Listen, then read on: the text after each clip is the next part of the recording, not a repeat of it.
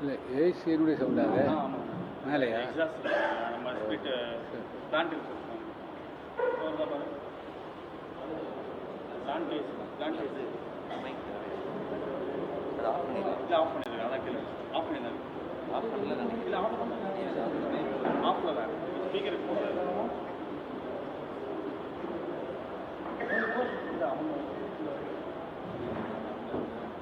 ஒரு வார்த்தை கேட்டுருங்களேன். பக்கத்தில் யாராவது வந்தாங்கன்னா ஸ்டார்ட் பண்ண ஒரு கேட்டுருங்களேன்.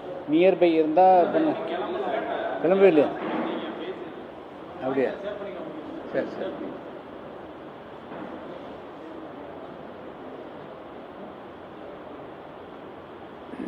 அனைவருக்கும் மாலை நேர வணக்கம்.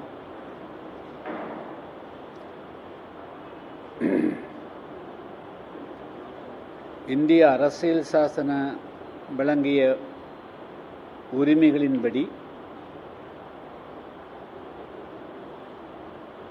கல்வி மற்றும் வேலை வாய்ப்புகளில்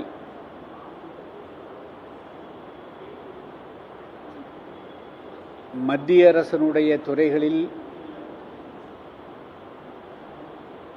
பட்டியலின மக்கள் மற்றும் பழங்குடியினருக்கு 15+7.5 என 22.5% இடஒதுக்கீடுகளும்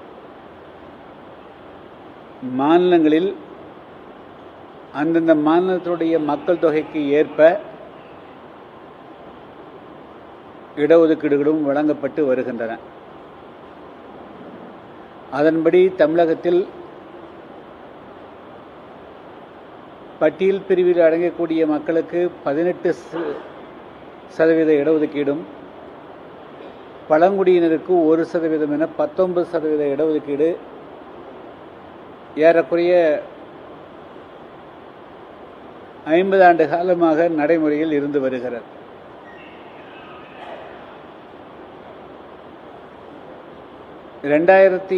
ஆண்டு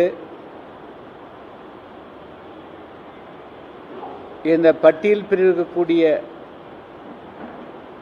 76 சமுதாய மக்களில் ஒரு பிரிவினர் அடங்கிய தொகுப்பை ஒன்று உருவாக்கி, அருந்ததி என்ற ஒரு தொகுப்பை உருவாக்கி அவர்களுக்கு 3% இடஒதுக்கீட்டை அளிக்கும் வகையில்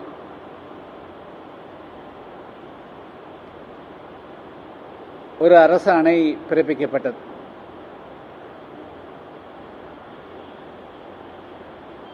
அந்த அரசாணை பிறப்பிக்கப்பட்ட பொழுது புதிய தமிழகம் கட்சியின் சார்பாக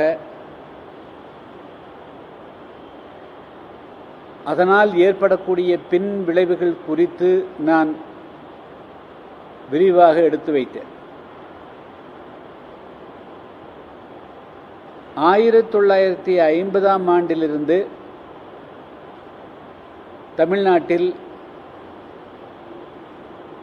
உள்ள பட்டியல் பிரிவிற்கான மக்களுக்கான இடஒதுக்கீடுகளையே அதற்கு பிறகு ஆட்சிக்கு வந்த காங்கிரஸ் கட்சியும் சரி, திமுகவும் சரி, அதிமுகவும் சரி அமல்படுத்தவில்லை. அதுவும் குறிப்பாக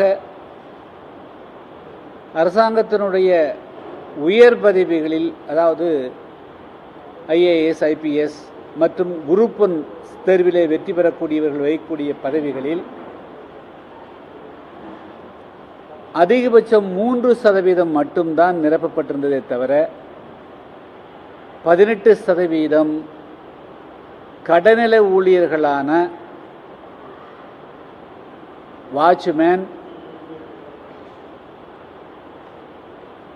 OA ஆபீஸ் அசிஸ்டன்ட் போன்ற பதவிகளில் மட்டும்தான் கொடுத்தார்களே தவிர உயர் பதவிகளில் அளிக்கவே இல்லை. இதையெல்லாம் சுட்டிக்காட்டி நான் சட்டமன்றத்தில்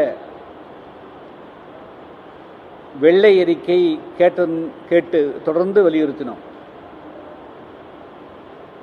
அதனுடைய விளைவாக 96ஆம் ஆண்டு அன்றைய ஆதிராட அமைச்சர் சமயநல செல்வராஜ் அவருடைய தலைமையில் ஒரு குழு அமைக்கப்பட்டது. அதில் நானும் இடம்பெற்றிருந்தேன்.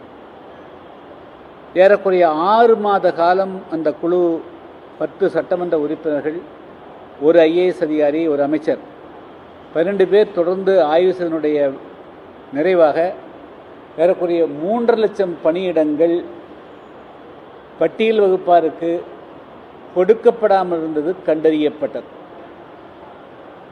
உதாரணத்துக்கு ஒன்று சொல்ல வேண்டும் என்று சொன்னால், அன்று தமிழகத்தில் 65 அரசு கல்லூரிகள் அன்றைய நிலையில் இருந்தன. 96க்கு முன்பு 65. அதில் 5000 பேர் கல்லூரி பேராசிரியர்களாக, உதவி பேராசிரியர்களாக, விரிவுரையாளர்களாக பணிபுரிந்தார்.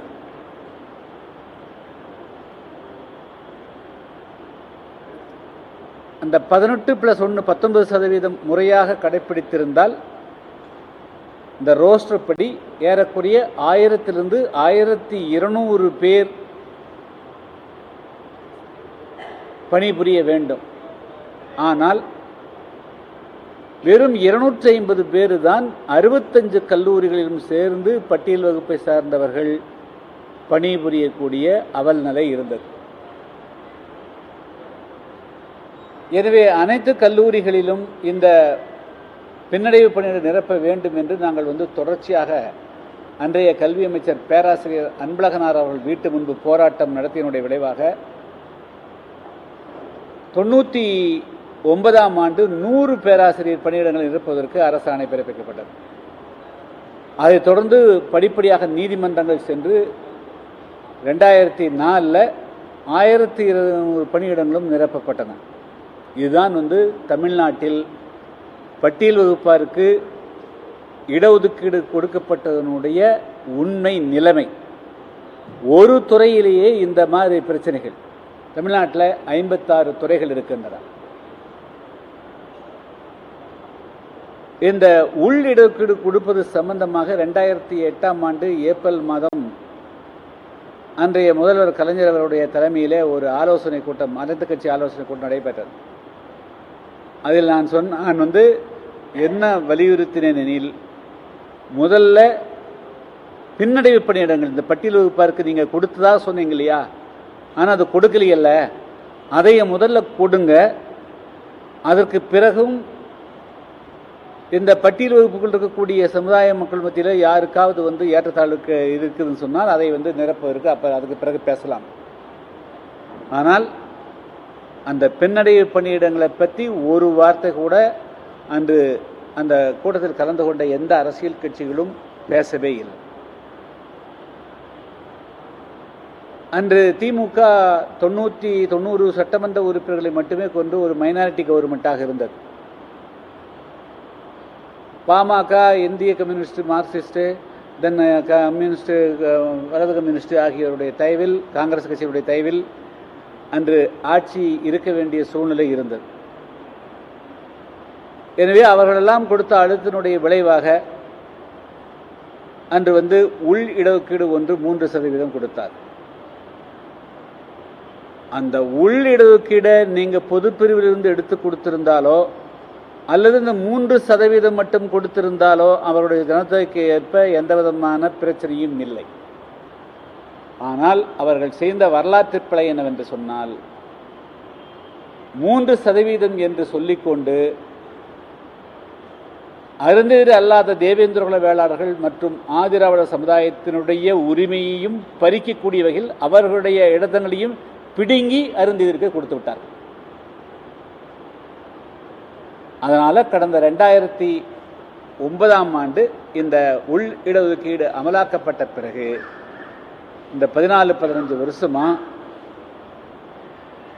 எங்கெல்லாம் ஓரிரு இடங்கள் காலியாகும், மிக முக்கியமான பதவிகள், கல்லூரி பேராசிரியர்கள், பல்கலைக்கழகங்களுடைய பேராசிரியர்கள், நீதிபதிகள், அதே போல முனிசிபல் கமிஷனர்ஸு, ரிஜிஸ்ட்ரார்ஸு, இது போன்ற எல்லா பதவிகளிலும் காலியான அனைத்து இடங்களையும் ஒரே ஒரு குறிப்பிட்ட பிரிவினருக்கே வாரி வழங்கிவிட்டார்கள். இவர்கள்தான் இப்பொழுது சமூக நீதியை பற்றி பேசுகிறார். இந்த அநியாயமெல்லாம் நடந்ததை நான் அன்று 2011 சட்டமன்ற தேர்தலுக்கு முன்பாக வந்து அம்மையார் ஜெயலலிதா அவர்களை சந்தித்த போது, அதே போல அந்த நேரத்திலும் சுட்டிக்காட்டிய போது ஜெயலலிதா அவர்கள் ஒரு முக்கியமான விஷயத்தை நான் சுட்டிக்காட்ட விரும்புகிறேன். அந்த 2009 அனைத்து கட்சி கூட்டம் நடந்த போதும் சரி, அதற்கு பிறகும் அதை வந்து அந்த உள்ளீடு கொடுக்கக்கூடியதை ஜெயலலிதா அவர்கள் கடுமையாக எதிர்த்தார்கள்.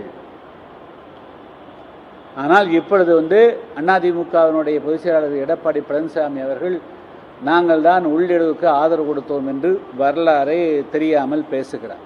அது தவறானதுங்கிறத சுட்டிக்காட்டு. ஏன்னா பல பேர் நினச்சிக்கிறாங்க நாங்கள் அந்த உள்ளிடஒதுக்கீடு கொடுக்கக்கூடாது. அப்படி இல்லை. நீங்கள் வந்து பட்டியல் பிரிவு சமுதாயத்தை வந்து பிரிக்கிறதுக்கு பிரித்து இடம் கொடுக்கறதுக்கு சட்டத்தில் இடமில்லை என்பது வேறு.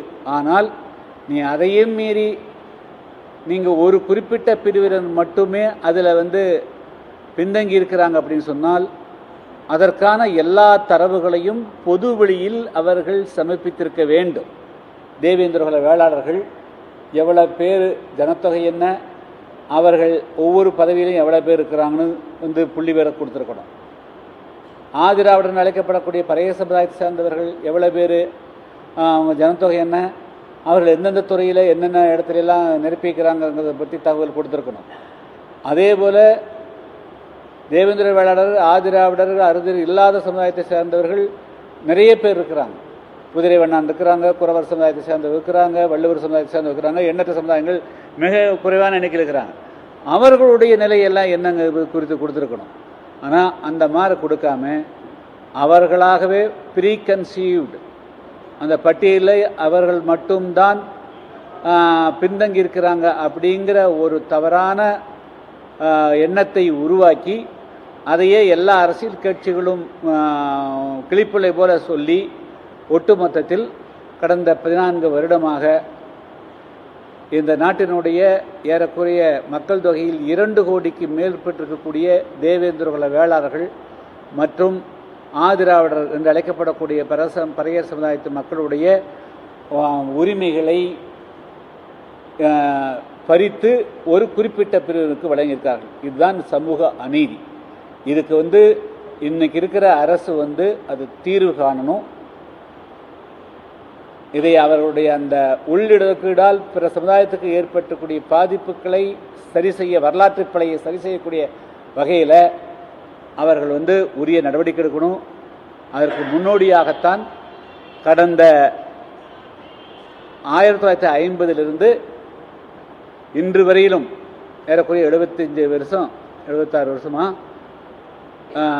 எவ்வளவு சதவீதம் இடஒதுக்கீடு, அதில் ஒவ்வொரு துறை வாரியாக இவர்கள் தேவேந்திர வேளாளருக்கும் ஆதிராவிடர்களுக்கும் அறிஞர்களுக்கும் எவ்வளவு பங்கு கொடுக்கப்பட்டிருக்கிறது, அது எவ்வளவு சதவீதம் பேர் அவர்கள் பணியில் இருக்கிறார்கள் என்பது குறித்த புள்ளி விவரங்கள் அடங்கிய வெள்ளை இருக்கை. அதே போல 2009 ஆண்டு அந்த உள் இடஒதுக்கீடு அரசாணை பிறப்பிக்கப்பட்ட பிறகு எந்தெந்த துறையிலெல்லாம் அவர்களை வந்து நீங்கள் வேலைக்கு அமர்த்துறீங்க, எத்தனை பேர் அமர்த்துறீங்க அப்படிங்கிற அது குறித்த புள்ளி விவரங்களையும் வெள்ளை அறிக்கையாக இந்த அரசு சமர்ப்பிக்கணும். அதாவது இதில் என்ன வேதனைனா, தமிழ்நாட்டுக்குடைய அனைத்து அரசியல் கட்சியினுடைய தலைவர்களுமே தமிழ்நாட்டில் வந்து பட்டியலின வகுப்பாருக்கு கொடுத்திருக்கக்கூடிய உரிமை என்ன என்பதை சிறிதும் கூட கணக்கிலே கொள்ளாமல், அது குறித்து முறையான ஆய்வும் மேற்கொள்ளாமல், அவர்களாக ஒரு அனுமானத்திற்கு வந்து தேவேந்திரகுல வேளாளர்களும் ஆதிராவிடர் சமுதாயத்தை சேர்ந்தவர்களும் மட்டும் முன்னேறிவிட்டார்கள், அருந்தையர்கள் முன்னேறவில்லை என்று சொல்லக்கூடிய ஒரு அந்த எண்ணத்தோடு இவர் அணுகிறார்கள்.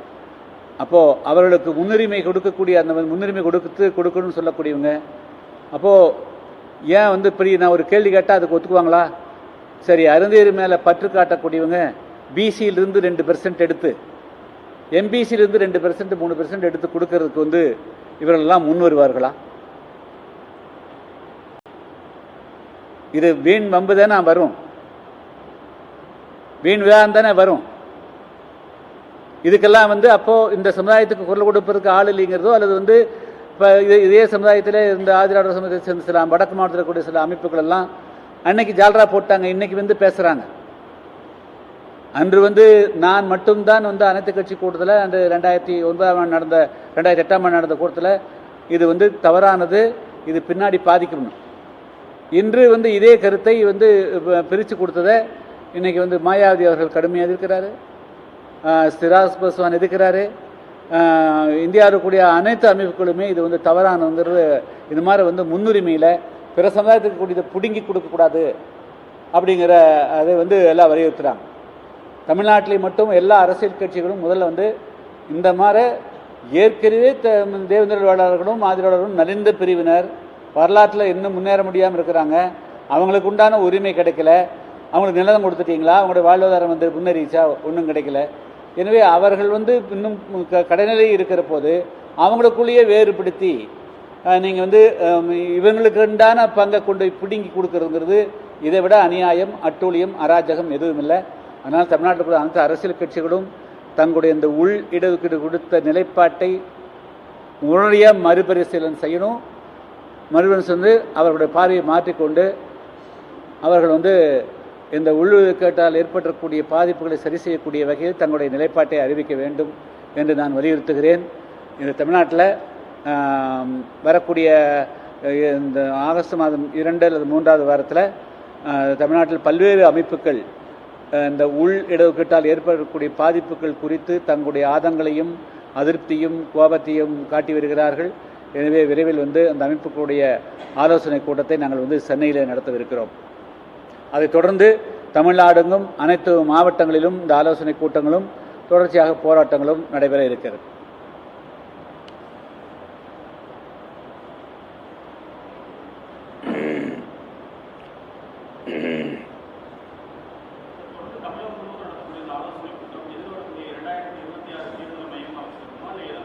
இல்லை, அதாவது நான் சொல்கிறேங்க, தேர்தலை மையமாக வச்சு எப்படியாவது எம்எல்ஏ ஆகணும், எம்பி ஆகணும்னு ஒரு அமைப்பு முடிவெடுத்தனுடைய விளைவுகள் தான் அந்த பாதிப்பை. யாரை சொல்கிறேன்னு தெரிஞ்சிருக்கும். அவங்க பண்ணினா வரலாற்று பிழை தான் இன்றைக்கி வந்து இடிக்குது. நான் பேசுகிற அன்னைக்கு வந்து அவங்களும் வந்து 2 பேரும் வந்து ஒழுங்காக இந்த கூட்டத்தில் கலந்து பேசியிருந்தாங்கன்னா அன்றைக்கி அது நடந்திருக்காது, அமலாக இருக்காது. தேர்தல்கள் வரும், தேர்தல் வந்து தடுக்கி விழுந்தால் தேர்தல் மேலே தான் விலக வேண்டிக்குது வச்சுங்களா. தேர்தலுக்கு இதுக்கு எந்த சம்மந்தம் கிடையாது. இது முழுக்க முழுக்க ஒரு வரலாற்றில் வந்து இந்திய அரசியல் சாசனத்தில் ஆனால் அம்பேத்கர் அவர்களால் வந்து முன்மொழியப்பட்டு இந்திய அரசியல் சாசனுடைய நிர்ணய சபையை ஏற்றுக்கொண்டு சோஷியலி அண்ட் எஜுகேஷனல் பேக்வேர்டுங்கிறது யாரெல்லாம் இந்தியா முழுமைக்கு பாதிக்கப்பட்டிருக்காங்களோ அவங்கள ஒன்று சேர்த்து உருவாக்கப்பட்ட அந்த பட்டியலிருக்கக்கூடியது. இது கான்ஸ்டியூஷன்லேயே அந்த லிஸ்ட்லேயே இருக்குதுங்க. ஸோ அந்த உரிமையை ஒரு மாநில அரசு தன்னுடைய அவங்க வந்து தன்னுடைய வரம்புக்கு மீறி ஒரு காரியத்தை செஞ்சுருக்கிறாங்க. இது இவங்க தலையிடுறதுக்கு எந்த வித உரிமையும் கிடையாது. ரெக்கமெண்ட் மத்திய அரசு கேட்டால் அதுக்கு தகுந்த மாதிரி இவங்க கொடுக்கணும். மத்திய அரசினுடைய அதிகாரத்தை கூட எடுத்துக்கொண்டு மாநில அரசு தன்னிச்சையாக செயல்படுறதுடைய விளைவுகள் தான் இதெல்லாமே. ஸோ இது வந்து இது தேர்தலையோடு இது பொருத்தி பார்க்கக்கூடாது. இது ஒரு மிகப்பெரிய உரிமை, மறுக்கப்பட்ட ஒரு சமுதாயத்தினுடைய உரிமையை மீண்டும் பறித்து கொண்டதுக்கு அதில் வந்து அதுக்கு நிவாரணம் தேடக்கூடியது தான் இது.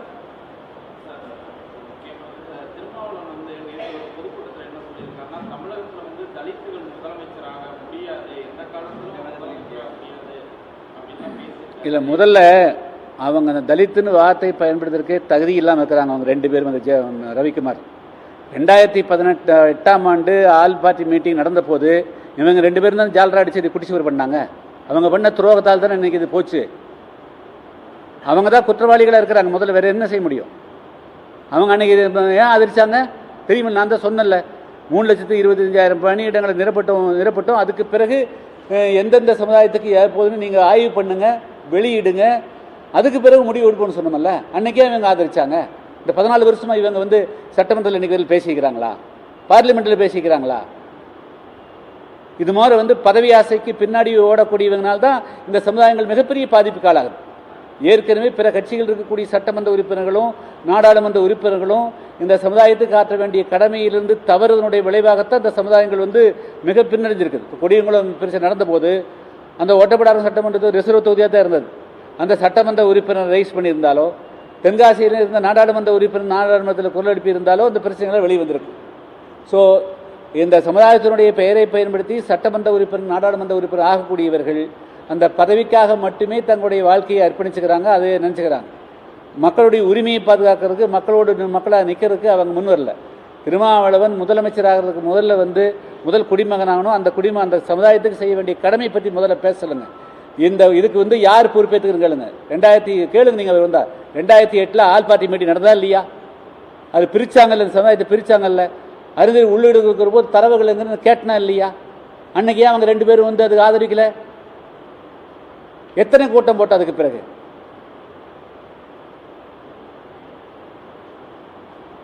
முதல்ல கூரை ஏறி கோழி பிடிக்கிட்டோம், அதுக்கு பிறகு வைகுண்டத்துக்கு போறதை பத்தி முதல்ல பேசுவோங்க.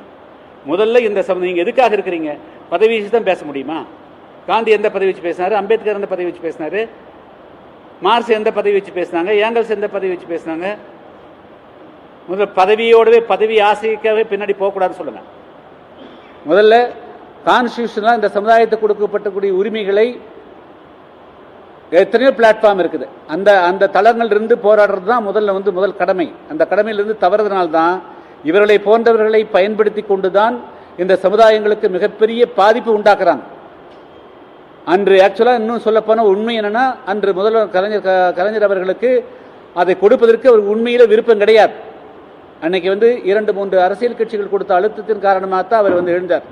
இவங்க 2 பேரும், இந்த அமைப்பில் 2 பேரும் இவங்க செஞ்ச தவறுனால்தான் அவர்கள் வேற வழி இல்லாமல் ஒத்துட்டு போனாங்க.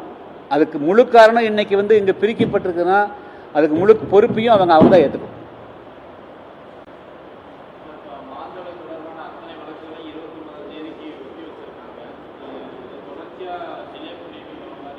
அதாவது ஜூன் மாதம் 14ஆம் தேதி மாஞ்சோலை தேயிலை தொழிலாளர்களுக்கு வேலை இல்லை. இன்றோடு 2 மாதம் ஆயிடுச்சுங்க. அவர்களெல்லாம் மிகவும் வறுமையில் இருக்கிறாங்க, கஷ்டப்படுறாங்க. அந்த வழக்கு நல்ல முறையில் வரணும், அவர்களுடைய வாழ்வாதாரத்தை மாஞ்சோலையிலே ஏற்படுத்த வேண்டும் என்பதற்காகத்தான் நாங்கள் அந்த வழக்கு தொடுத்தோம்.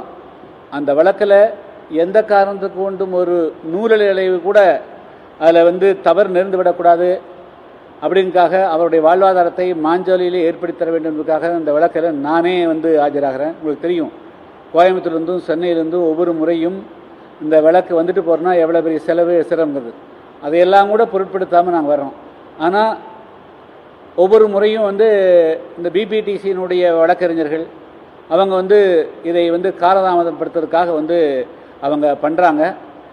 இது காலதாமதத்தை இது அவங்க திட்டமிட்டு இந்த வழக்கை இழுத்தடிக்கிறதுக்கு நினைக்கிறாங்க. அதான் நான் குற்றச்சாட்டு சொல்கிறேன். ஏதாவது ஒன்று காரணம் சொல்கிறாங்க, அவங்களுடைய ரசீது தான் சொல்கிறாங்க தவிர ஏறக்குறைய 1000க்கு மேற்பட்ட குடும்பங்கள் அங்கே கஷ்டப்படுது. அவர்களுக்கு நிவாரணம் கிடைக்கணுங்கிற நோக்கமே கிடையாது. அவர்களுக்கு 1141 கோடி ரூபா இந்த அரசுக்கு அவர்கள் கடந்த 99 வருடமாக அத்தனை சொத்துக்களையும் நல்லா அனுபவிச்சுட்டு அதையும் வரி பாக்கிக்கிறாங்க. அதுலேருந்து தப்பிக்கிறதுக்காக அவர்கள் ஒரு நாடகம் ஆடுகிறார்கள். ஆனால் தொடர்ந்து அவர்கள் நீதிமன்றத்தில் இனிமேல் வாய்தா கேட்டால் நிச்சயமாக விடமாட்டோம். வரக்கூடிய இதில் விரைந்து முடிக்கிறதுக்கு நாங்கள் நீதியரசரிடத்தில் நாங்கள் வலியுறுத்துவோம். அவங்கனால தான் ஒரு 2-3 வாய்தாக்கள் தள்ளி போன காரணமே அவர்கள் தான் அது காரணம்.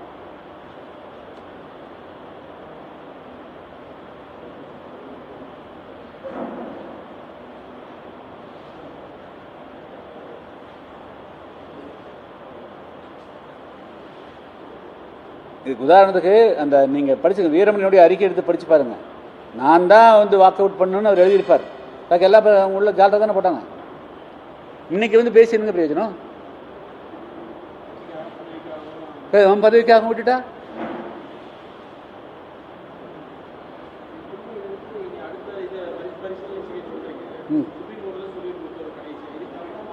சுப்ரீம் கோர்ட் குடுன்னு சொல்ல, சுப்ரீம் கோர்ட் கட்டாயப்படுத்தலை. அதாவது அவங்களுடைய வழக்குக்கு இந்த இது அவங்க கீழே இருக்கிறவங்களே மேலே தூக்கி விடுறதுக்கு நாங்கள் இப்போ இல்லைன்னு சொல்கிறாங்க ஆச்சுங்களா. இன்னொருத்தர் இருக்கிறதுக்கிட்ட பிடுங்கி கொடுன்னு சொல்லிச்சா? நான் என்னுடைய கொஸ்டின், நீங்கள் எஸ்சிக்கு கொடுக்க வேண்டியது எஸ்சி ஏன் போடுறீங்க தானே கொஸ்டின்.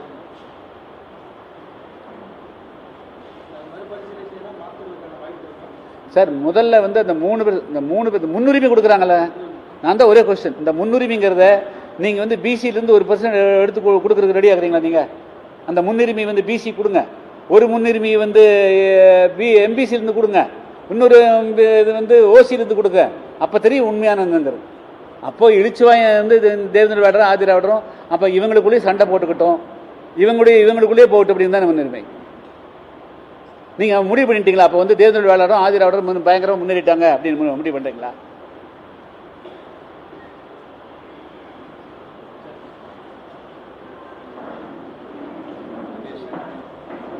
நீங்க எது பேருங்க? சரி,